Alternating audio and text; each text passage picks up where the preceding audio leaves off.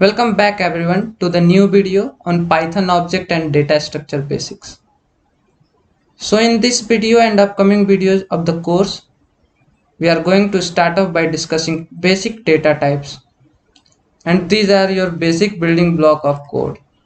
When constructing large piece of code, and we are going to quickly discuss all the possible data types that we are going to talk about in this section, and then we will have lectures that go into a lot more detail about each one. So don't worry about memorizing all the information shown here.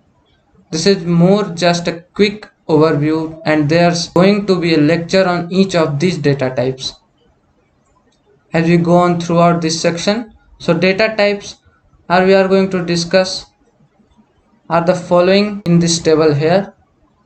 We have the name of the data type on the left hand column, and then there's the type. So what that means is just Python has an internal keyword for this name and then there's the type. So what that means is just Python has an internal keyword for this name, and you are not going to get the whole word integer, the whole word floating point. Instead, Python has kind of a shortened keyword. So that's the second column, such as int for integer, str for string, etc. Then we have the description column, and that's just going to be what the actual description of the data type. And so let's quickly go through this. We start off with integers, and those are just basic whole number such as 1 to 500. Then we have floating point numbers, and those are the number of a decimal point like 1.3, 10.6, 100.0. And notice here that even if you have an 100 point zeros, that still count as a floating point number. That's no longer an integer because it has a decimal point.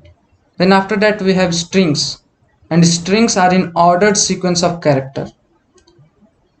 You can think of these as just kind of words, but you should also know they can be number as well as special characters inside of a string.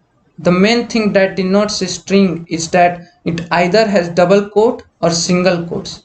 Here we can see we have hello in double quote and Adian in single quotes. We have the digit of 200 inside double quotes. That makes a string.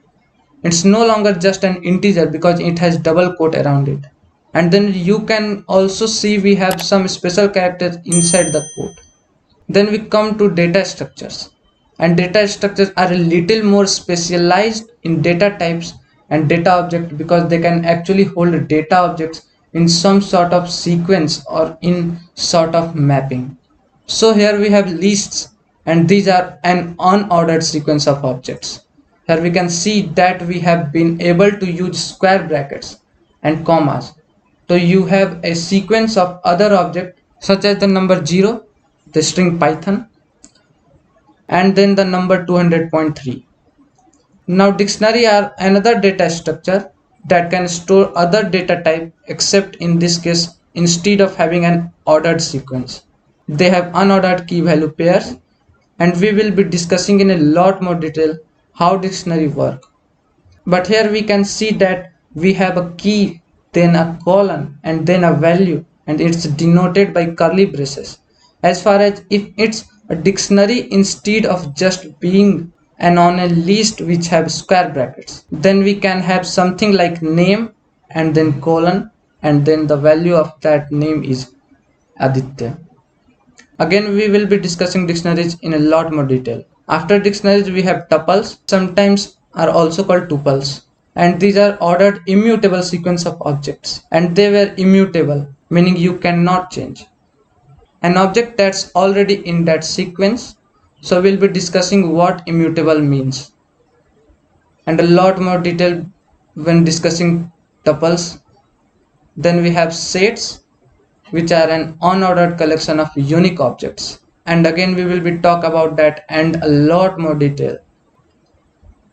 A little similar to a dictionary, but they don't have key value pairs. Instead, they were just unique objects in an ordered collection. So you don't have that colon key value pair.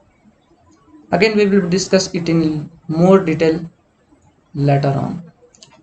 Then finally we will talk about booleans, which are just logical value indicating true or false. Notice how we have capital T in capital F, that the sort of syntax is necessary for Python.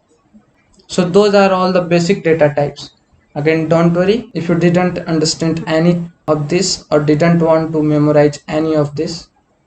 We were going to have a lecture on basically each of these topics in a lot more detail, and so you can use them to write your own code.